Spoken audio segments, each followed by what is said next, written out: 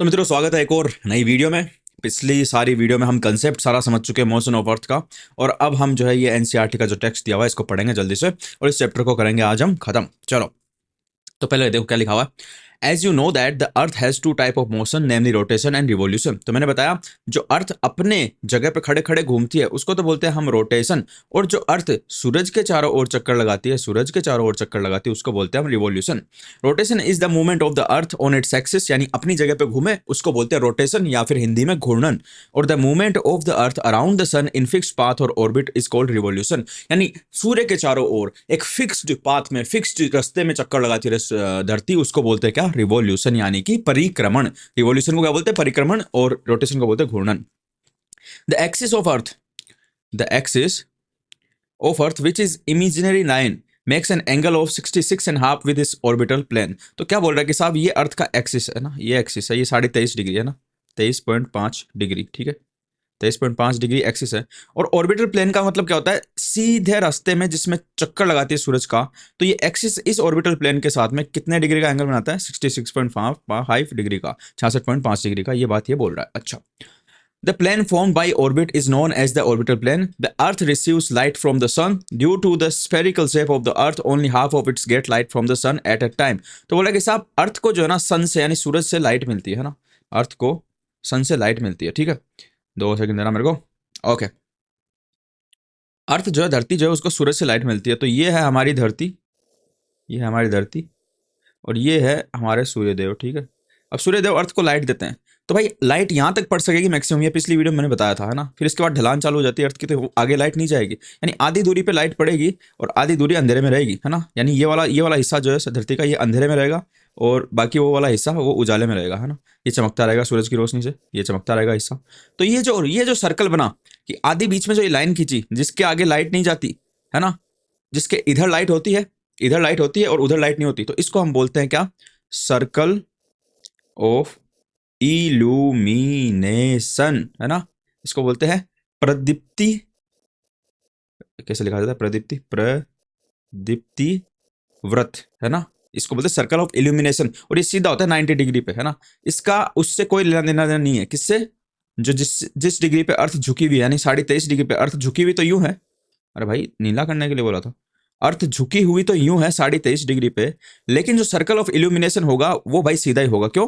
क्योंकि सूरज की रोशनी तो ऐसे ही गिरेगी ना, यहां तक जाएगी लास्ट, तो आधी धरती अंधेरे में रहेगी, आधी धरती उजाले में रहेगी। इसको हम बोलते हैं सर्कल ऑफ इल्यूमिनेशन। अच्छा, क्या लिखा है? Half of its get light from the sun at a time. The portion facing the sun experiences day while the other half away from the sun is experience light. यानी जहां पे light पड़ती रहती है आधे पे, वहां पे तो दिन हुआ रहता है, और फिर जहां पे लाइट नहीं पड़ती वहां पे रात रहती है, और धरती घूमती रहती है, तो ये दिन रात बदलते रहते हैं, और धरती के घूमने में 24 घंटे लगते हैं। इसीलिए अर्थ डे जो होता है, यानी धरती का डे, वो होता है 24 घंटे का। अर्थ डे का मतलब उसमें नाइट भी आ गई, उसमें डे भी आ गया, दोनों इंक्लूड करके उसको हम अर्थ डे बोलते हैं, और वो 24 घंटे का होता है। The circle that divides the day from night on the globe is called circle of illumination. तो मैंने भी बताया ना, सर्कल ऑफ इल्यूमिनेशन देखो यहाँ पे दिया हुआ भी है कि आधे पे सूरज की रोशनी पहुंच पा रही है यहाँ तक, और इसके आगे यहाँ सारी जगह सूरज की रोशनी पहुंच रही है, और इस साइड में जो है सूरज की रोशनी नहीं पहुंच रही, तो यहाँ पे नाइट है। क्या है? Night.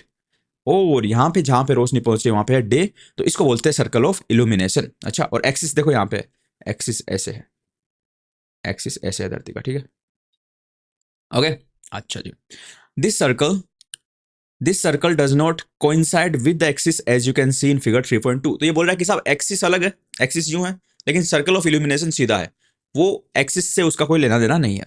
The earth takes about 24 hours to complete one rotation around in axis. The period of rotation is known as earth day, यानी 24 घंटे में धरती जो है वो अपने धुरी पे घूम जाती है टोटल, है ना। यानी ये जगह यहाँ पे है, घूम के वापस ये जगह यहाँ पे ही आने में, सेम जगह आने में कितना टाइम लगेगा? 24 घंटे, 24 आवर्स। और इसी 24 आवर्स को मित्रों बोलते हैं अर्थ डे, यानी धरती का दिन।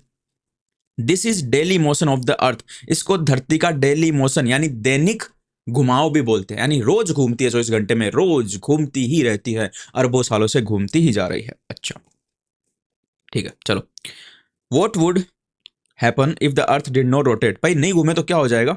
The portion of earth facing the sun would always experience day, thus bringing continuous warmth through the region. The other half would remain in darkness and freezing cold at time. Life would would not have been possible in such extreme condition. ये बोल रहा है कि अगर ये घूमे नहीं धरती, है ना, और ऐसे ही रहे बस एक जगह टिक गई, तो भाई एक जगह पे तो देखो धूप गिरती रहेगी, ये हिलेगी नहीं, तो यहाँ पे हमेशा धूप गिरती रहेगी, और दूसरी जगह पे कभी धूप नहीं गिरेगी, कभी भी धूप नहीं गिरेगी, तो यहाँ पे तो बर्फ जम जाएगी बहुत ज्यादा, ठंडा हो जाएगा ये वाला तो एकदम ठंडा, है ना, बर्फ चिल, बहुत मोटी मोटी बर्फ, और इधर इतनी गर्मी हो जाएगी, इतनी ज्यादा गर्मी हो जाएगी कि इधर भी लोग उस गर्मी में नहीं रह पाएंगे। तो अगर ऐसा हो जाता कि धरती घूमती नहीं, तो इस धरती पे जिंदगी नहीं रहती, लाइफ ही नहीं रहती, जीवन ही नहीं रहता।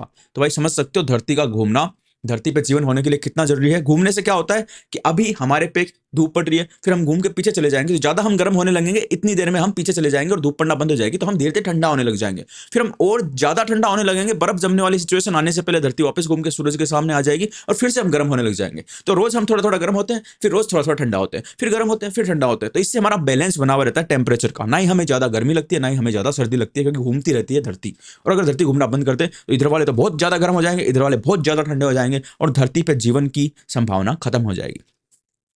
The second motion of the earth around the sun in its orbit is called revolution. तो ये है हमारा सूर्यदेव, और सूर्यदेव के चारों ओर जो धरती चक्कर लगाती रहती है, इसको बोलते हैं रिवोल्यूशन, और इसको एक और बोलते हैं परिक्रमण। हम भी जब मंदिर में जाते हैं तो हम बोलते हैं कि भगवान के परिक्रमा दे रहे, तो क्या करते हैं हम कि भगवान जहां बैठे हैं हम उसके चारों ओर चक्कर काटते हैं। तो हम भी जिस प्रकार से धरती सूरज के चक्कर काट रही है, उस तरीके से हम भी भगवान के परिक्रमा करते हैं, तो इसको बोलते हैं परिक्रमण या रिवोल्यूशन। इट टेक्स 365 और 1 days 1 year to revolve around the sun. तो देखो हम बोलते हैं कि साल में 365 दिन होते हैं, लेकिन ऐसा नहीं होता। क्यों? क्योंकि हमने साल उसको माना जितने टाइम में धरती सूरज का पूरा चक्कर लगा लेती है, लेकिन धरती सूरज का पूरा चक्कर कितना लगाती है? 365 तो पूरे दिन, और एक आधा 1/4 1/4 दिन एक्स्ट्रा और लगता है। तो हमने क्या बोला, मतलब कंट्रोल करने के लिए, समझने के लिए, कि अगर 1/4 को साथ लेके चलेंगे तो एक दिन पूरा ये है नहीं, तो हम इसको समझ नहीं पाएंगे। तो हम बोले कि भाई 365 दिन को तो आप अलग से रख लो, ठीक है। ऐसे मान लो कि साल जो है वो 365 दिन का होता है, ठीक है। तो 1/4 बच गया, तो हम 1/4 को छोड़ देंगे, अगली साल भी हम 1/4 को छोड़ देंगे, उससे अगली साल भी हम 1/4 को छोड़ देंगे, और उससे अगली साल भी हम 1/4 को छोड़ देंगे, और हम सिर्फ 365 365 365 और 365 डेज का ही साल मानेंगे। फिर ये 4 बार 1/4 इकट्ठा हो गया, यानी 4 बार 1/4 का मतलब क्या होता है? 1/4 का मतलब होता है 25%। तो 25% को आप 4 बार जोड़ोगे तो 100% हो जाएगा, है ना।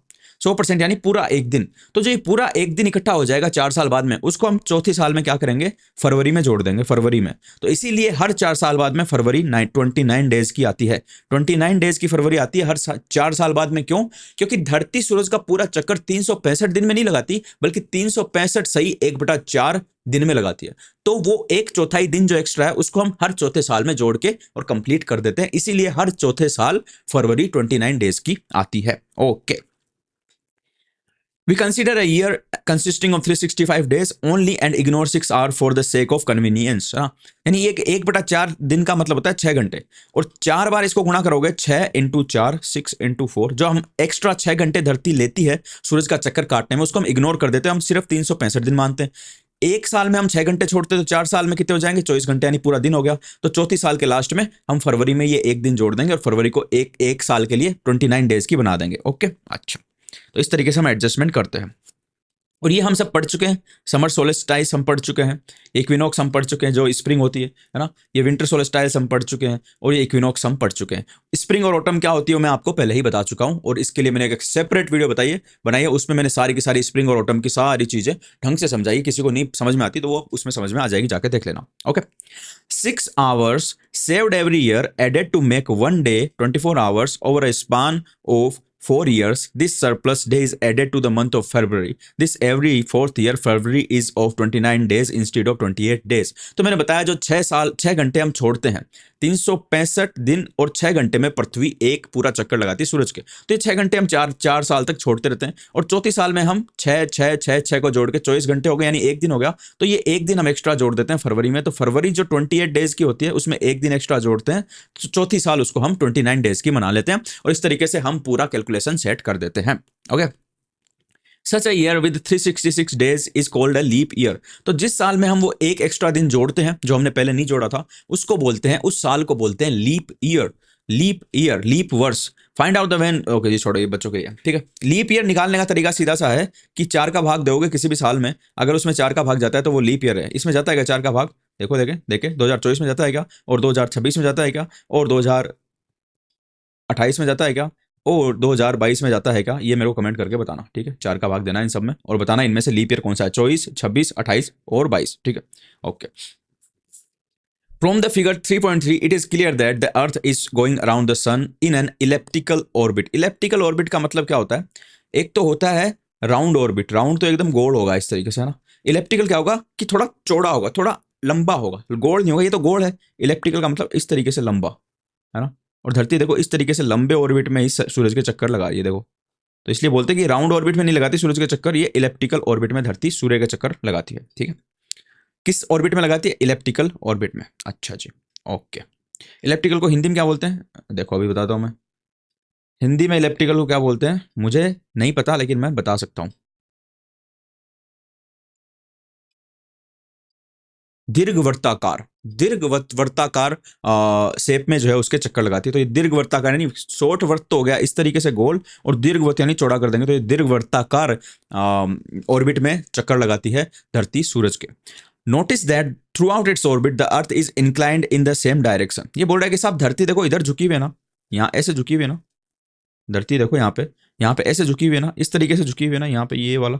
तो यहाँ पे भी देखो ऐसे ही झुकी हुई है ना, यहाँ पे भी ऐसे ही झुकी हुई है, और यहाँ पे भी ऐसे ही झुकी हुई है। यानी घूमो कितना ही सूरज के कितना ही चक्कर लगाओ, झुकी हुई ऐसे ही रहेगी, इधर ही झुकी हुई रहेगी धरती हमेशा, और ऐसे झुक के ही चक्कर लगाती रहेगी, ऐसे झुक के ही चक्कर लगाती रहेगी, समझ रहे हो? अच्छा जी। और उस झुकने से क्या होता है वो हमने जब पिछली क्लास पढ़ी थी उसमें मैंने बताया था कि मौसम कैसे बनते हैं, है ना, दिन और रात कैसे होते हैं, वो सारी डिटेल में बताया, उसमें मैंने सब कुछ बता दिया। A year usually divided into summer, winter, spring and autumn seasons.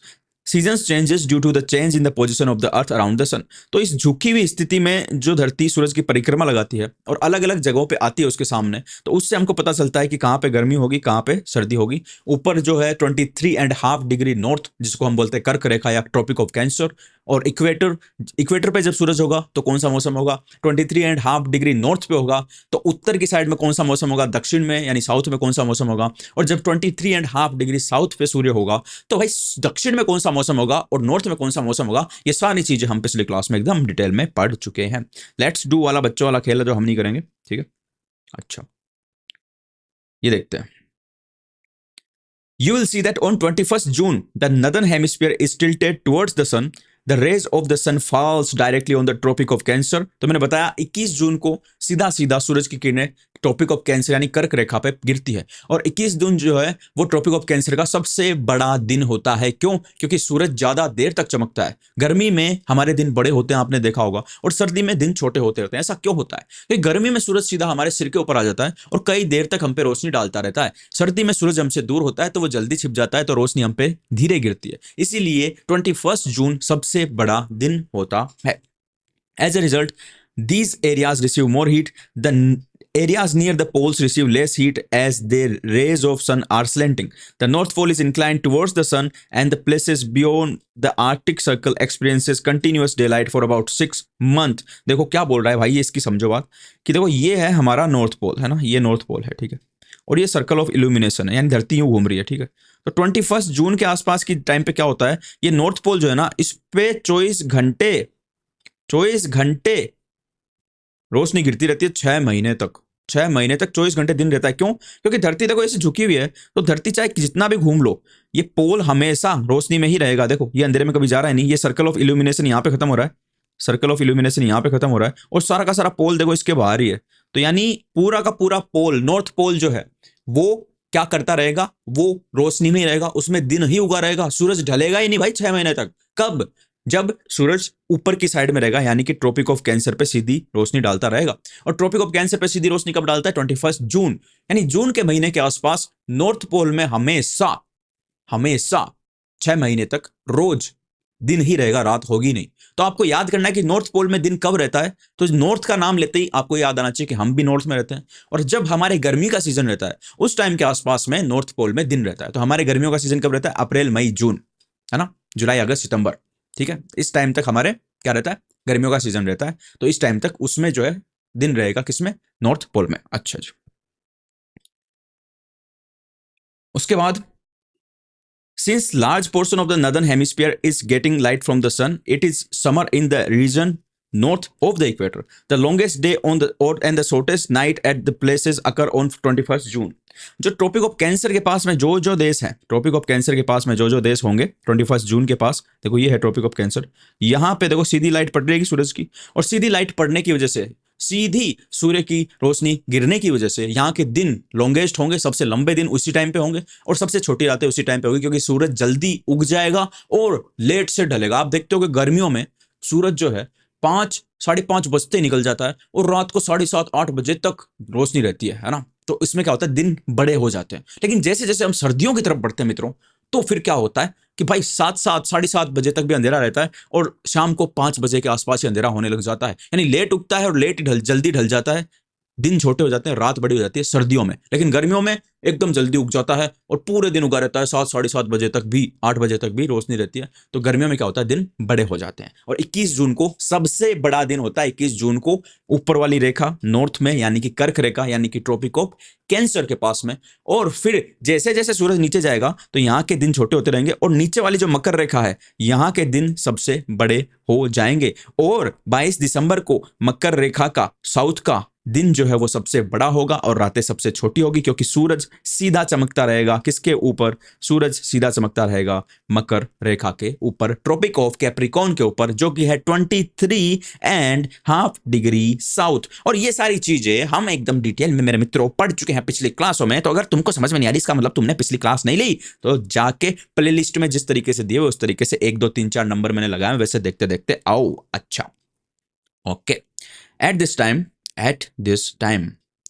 in the southern hemisphere, all these conditions are reversed. It is the winter season there. The nights are longer than days. This position of Earth is called the summer solstice. यानी कि भाई साहब, जब ऊपर northern hemisphere में होगी गर्मी, तो सदर्न हेमिस्फीयर में उसका होगा उल्टा, यानी होगी सर्दी। जब उत्तर यानी नदर्न हेमिस्फीयर में, जहां पे हम रहते हैं, जहां पे हमारा भारत है, दिन सबसे बड़े होंगे, उस टाइम पे सदर्न हेमिस्फीयर में, यानी कि मकर रेखा पे, यानी ट्रॉपिक ऑफ कैप्रिकॉर्न पे, दिन सबसे छोटे होंगे। तो हमारे जो होगा उनका एकदम उल्टा होगा साउथ में। अच्छा जी। On 22 December the tropic of Capricorn receives direct rays of the sun at the south pole tilted toward it. As the sun rays falls vertically on tropic of Capricorn, a larger portion of the southern hemisphere gets light. Therefore, it's summer in the southern hemisphere with longer days and shorter nights. The reverse happens in the northern hemisphere. This position of Earth is called winter solstice. तो बोला कि जब 22 दिसंबर हो जाती है साहब, जब 22 दिसंबर हो जाती है, तो सूरज की सीधी किरणें गिरती है नीचे वाली ट्रॉपिक ऑफ कैप्रिकॉर्न पे, यानी 23.5 डिग्री 23.5 डिग्री साउथ पे। और इस वजह से साउथ में इसके आसपास 23.5 डिग्री मकर रेखा के आसपास, ट्रॉपिक ऑफ कैप्रिकॉर्न के आसपास जो जो जगह होती है, वहां पे दिन सबसे लंबे होते हैं, रातें सबसे छोटी होती है। और एक और चीज होगा, अब देख रहे हो आप, ये जो नीचे साउथ पोल है, ये जो साउथ पोल है, देखो ये साउथ जो पोल है, यहाँ पे साउथ पोल दिखा नहीं रखा, लेकिन ये जो साउथ पोल है उस पे 6 महीने तक अब दिन रहेगा। और नॉर्थ पोल पे देखो, नॉर्थ पोल पूरा अंधेरे में आ गया। देखो ये लाइन है ना, ये सर्कल ऑफ इल्यूमिनेशन हमने जो देखा, इस साइड में डार्क किया हुआ है, तो नॉर्थ पोल पूरा अंधेरे में आ गया है ना। तो वहां पे 6 महीने तक रात रहेगी। यानी जब हमारे नॉर्थ में सर्दियां रहती है, तो नॉर्थ पोल ऊपर वाले पोल पे 90 डिग्री पे 6 महीने तक रात रहती है। और जब हमारे नॉर्थ में गर्मियां रहती है, तो नॉर्थ पोल ऊपर वाले पोल पे 6 महीने तक दिन रहता है। और इसका उल्टा कब होता है? जब हमारे सर्दियां रहती है, जब हमारे सर्दियां रहती है तो साउथ पोल पे 6 महीने तक दिन रहता है। और जब हमारे गर्मियां रहती है तो साउथ पोल पे 6 महीने तक रात रहती है। अगर नहीं समझ में आया, रिपीट में जाना, वापस सुनना। मैंने कुछ नहीं बोला, मैंने ऊपर के लिए नॉर्थ के लिए जो चीज बोली, मैंने जस्ट उसका उल्टा बोला है साउथ के लिए। तो एक रट लो, नॉर्थ वाली साउथ वाली उसकी उल्टी हो गई, उसको रटने का जरूरत नहीं है मेरे मित्रों। अच्छा, समर सोलेस्टाइस हो गया, विंटर सोलेस्टाइस हो गया 22 दिसंबर को, जब ट्रॉपिक ऑफ कैप्रिकॉर्न यानी 23.5 डिग्री साउथ पे सूरज सीधा चमकता है, उसको बोलते हैं winter solstice. Okay. Christmas is celebrated in Australia in summer season. ये मैं पहले ही बता चुका हूं पहले की वीडियो में कि और बाकी सारे देशों में, यूरोपियन देशों में क्रिसमस सर्दियों में मनाया जाता है, लेकिन ऑस्ट्रेलिया वाले इतने खुशनसीब या बदनसीब कुछ भी मान लो कि उनको गर्मियों में क्रिसमस बनाना पड़ता है। अच्छा जी। On 21st March and September 23rd, direct rays of sun falls on the equator. At this position, neither of the poles tilted toward the sun, so the whole Earth experiences equal days and equal nights. This is called equinox. तो देखो ये जो है ना, ये वाला बीच वाला हिस्सा, एनसीईआरटी वाली डेट याद करना चाहो तो इसने एग्जैक्ट डेट दिए, याद कर सकते हो कि 21 मार्च और 23 सितंबर है ना। 21 मार्च और 23 सितंबर को जो है इक्वेटर पे सूरज की सीधी रोशनी गिरती है। कहां पे गिरती है? इक्वेटर पे। तो इस वजह से धरती के हर हिस्से में दिन और रात बराबर होते हैं, ना ज्यादा गर्मी लगती है ना ज्यादा सर्दी लगती है। कब? 21 मार्च और 23 सितंबर को। अब देखो ये डेट और मंथ याद करने का तरीका ये है मंथ तो मैंने बता दिया कि जून से स्टार्ट करो, फिर +3 मंथ करो तो पहुंच जाओगे सितंबर तक, फिर +3 मंथ करो तो दिसंबर पहुंच जाओगे, +3 मंथ करो तो मार्च तक पहुंच जाओगे। अब डेट कैसे याद करोगे? डेट याद करने का सीधा सीधा तरीका भैया ये है कि 21, 21, 23, 22, 21, ऐसे जाओ, 21, 23, 22 और 21, इस तरीके से याद करो, ठीक है। 21, 23, 22, 21, 21, 23, 22, 21, 21, 23, 22, 21, 21, 23, 22, 21, 23, 21, 20, 21, 23, 22, 21, 21, 23, 22, 21, है ना। अब तो क्या होता है, 21 के बाद में 22 आता है, 22 के बाद में 23 आता है ना, ठीक है। और फिर वापस से 21 आ गया, ये मान लो, ऐसे लिखो कि 21 के बाद में 21 के बाद में 22 आया, 22 के बाद में 23 आया और फिर वापस 21 आया। इस तरीके से हम लिखते, नॉर्मल कंडीशन में तो ऐसे लिखते ना, है ना, ठीक है। लेकिन यहाँ पे आपको क्या करना है, सिर्फ इनको शिफ्ट करना बीच वालों को, कि 22 की जगह 23 लिख दो, 23 की जगह 22 लिख दो, याद रख लोगे, ठीक है। तो यहाँ पे 23 लिखो, यहाँ 22 लिखो। अब हमने स्टार्ट कहाँ से किया, देखो मैं इसको याद करने का एकदम बढ़िया तरीका बताता हूँ। ये जो याद नहीं रहता कई लोगों की डेट, है ना, कि कब इक्विनॉक्स होगा, कब समर सोलेस्टाइस होगा, तो हम समर से स्टार्ट करते हैं, हमारी गर्मियों से स्टार्ट करते हैं, ठीक है। तो मैंने लिखा, डेट याद करने का एकदम सीधा तरीका है, कोई दिक्कत नहीं होगी। मैंने लिखा कि समर से स्टार्ट कर रहे हैं हम, समर, ठीक है। समर आएगी, क्या हो गया, सबसे पहले गर्मी आएगी, समर, गर्मी आएगी, ठीक है। अरे भाई मत हिलना प्लीज, लॉक कर लूंगा इसको मैं, लॉक का बटन है ये रहा। समर आएगी, ओके। समर के बाद में क्या आएगा, समर के बाद में आएगा इक्विनॉक्स, इक्विनॉक्स के बाद में क्या आएगा, विंटर, विंटर के बाद में क्या आएगा वापस से इक्विनॉक्स। तो हर सीजन के बाद में इक्विनॉक्स आता है, ठीक है। अब समर, हमारी समर का ध्यान रखो, हमारी गर्मी कब आएगी, गर्मी, विषुव, सर्दी, हिंदी में विषुव। याद रखने का तरीका बता रहा हूं, एकदम ढंग से याद हो जाएगा। समर से स्टार्ट करो, समर इक्विनॉक्स, विंटर इक्विनॉक्स, गर्मी विषुव, सर्दी विषुव, पहले गर्मी आती है उसके बाद इक्विनॉक्स आता है, फिर गर्मी के बाद में सर्दी आती है, फिर इक्विनॉक्स आता है, इस तरीके से घूमता रहेगा। हमारी गर्मी कब आती है, जून में, तो यहाँ पे जून लिखो, ठीक है। उसके बाद में मैंने बोला 3-3 महीने जोड़ दो, तो इसमें +3 करो, जुलाई, अगस्त, सितंबर, तो यहाँ पे सितंबर लिख दो। फिर इसमें फिर से +3 करो, अक्टूबर, नवंबर, दिसंबर, कितना हो गया, दिसंबर लिख दो। फिर इसमें +3 करो, फिर से जनवरी, फरवरी, मार्च, तो यहाँ पे मार्च लिख दो, ठीक है, मार्च लिख दिया। अब डेट क्या लिखूं, तो डेट मैंने बताया था 21 से चालू करेंगे, 21, 22, 23, फिर वापस 21। अब बीच में हमें क्या करना है, 23 को यहाँ रखना है और 22 को यहाँ रखना है, इनको बदल देना है। तो चलो 21, अब हमें 22 की जगह लिखना है 23, 22 की जगह क्या लिखना है 23, 23, और उसके बाद में यहाँ पे 22 और यहाँ पे 21। लो भैया हो गया, जून 21 क्या हो जाएगा, समर सोलस्टाइस। और फिर उसके बाद में सितंबर 23 ये हो जाएगा इक्विनॉक्स, और उसके बाद में दिसंबर 22 क्या हो जाएगा, सर्दी, विंटर, विंटर सोलस्टाइस हो जाएगा। और उसके बाद में मार्च 21 क्या हो जाएगा, फिर से इक्विनॉक्स हो जाएगा। याद हो गया, ये लिख लो, लिख लो इसको, स्क्रीनशॉट लेना ले लो, ठीक है, ले लिया, ओके, चले आगे, चलो लो भाई।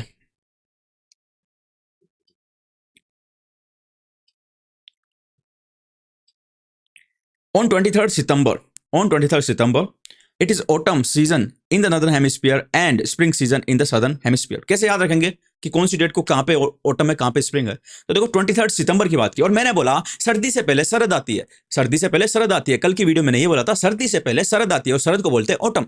तो हमारी सर्दी कब पड़ती है, दिसंबर में। दिसंबर से पहले हमारे कौन सा महीना आएगा, सितंबर। तो 23rd सितंबर को क्या आएगी, शरद, हमारे नॉर्थ में शरद आएगी। शरद का मतलब ऑटम, ऑटम। तो नॉर्थ में 23rd सितंबर को कौन सा मौसम होगा, ऑटम का होगा, शरद का होगा। तो वही ये बोल रहा है 20 September autumn season in the northern hemisphere and spring season in the southern hemisphere. तो ऊपर वाले में जो भी सीजन होगा, नीचे वाले में उसका उल्टा होगा। तो ऑटम का उल्टा क्या होता है, स्प्रिंग, ठीक है। ऊपर वाले में गर्मी होगी, समर होगी, तो नीचे वाले में विंटर होगी, ठीक है, ये ध्यान रखना। The opposite in the case of 21st मार्च, ठीक है, when it is spring in the northern hemisphere and autumn in the southern hemisphere. Thus, you find that there are days and nights and changes in the season because of the rotation and revolution of Earth respectively.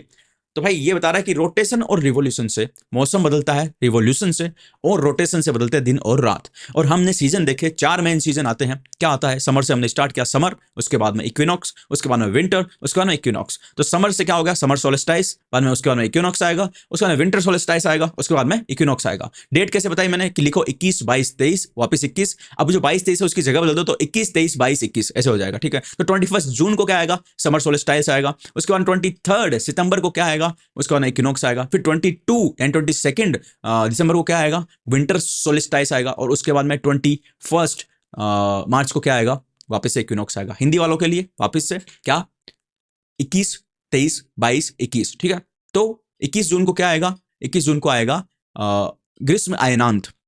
उसके बाद में 23 सितंबर, 23 सितंबर को क्या आएगा, विषुव आएगा। उसके बाद में 22 दिसंबर को क्या आएगा, शीत अयनांत आएगा। और उसके बाद में 21 मार्च को क्या आएगा, वापस से विषुव आएगा। ठीक है, तो ये हो गया भाई अपने मोशन ऑफ द अर्थ का चैप्टर पूरा। इसके बाद नेक्स्ट चैप्टर करेंगे। समझ में मेरे ख्याल से सब कुछ आई होगी। एक एक चीज मैंने एक चीज एकदम बेसिक से एकदम डिटेल में बताई है। और ऊपर जो यहाँ पे नंबर 1 लिखा हुआ है उसको दबा के सब्सक्राइब कर सकते हो, क्योंकि आगे भी बहुत डिटेल में बहुत सारी वीडियो आने वाली है। एकदम ज्योग्राफी मस्त समझ में आ जाएगी तुम्हारे। और उधर पूरी की पूरी प्लेलिस्ट आ रही है जिसमें सारी ज्योग्राफी की वीडियोस मिल जाएगी। तो नंबर वाइज देखना भाई, फर्स्ट से स्टार्ट करके नंबर वाइज, तभी ज्योग्राफी समझ में आएगी। ऐसे नहीं बीच में से ये देख लिया तो मैंने पिछली क्लास में एकदम डिटेल में जो चीज पढ़ाई वो समझ में आएगी, तभी ये समझ में आएगी। तो वो जाके देख सकते हो। Thank you very much for watching the video. See you in the next class. Thank you.